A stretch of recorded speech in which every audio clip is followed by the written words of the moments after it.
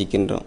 அந்த தொடக்க நூலிலே மண்ணிலிருந்து மனிதனை உருவாக்கி, நிலத்தின் மண்ணால் மனிதனை உருவாக்கி, அவன் நாசிகளில் உயிர் மூச்சை ஊதவே அவன் உயிர் உள்ளவனானான் என்று எழுதப்பட்டிருக்கின்ற பொழுது, அங்கு உயிர் மூச்சை ஊதிய ஆண்டவர் நம் ஆண்டவர் இயேசு கிறிஸ்து.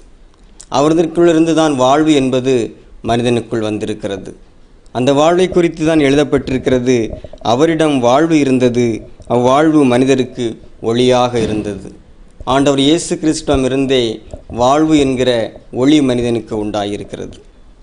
திருத்துதர் பணிகள் 3ஆம் அதிகாரம் 15வது இறை வார்த்தை இப்படியாக எழுதப்பட்டிருக்கிறது: வாழ்வுக்கு ஊற்றானவரை நீங்கள் கொன்று விட்டீர்கள்.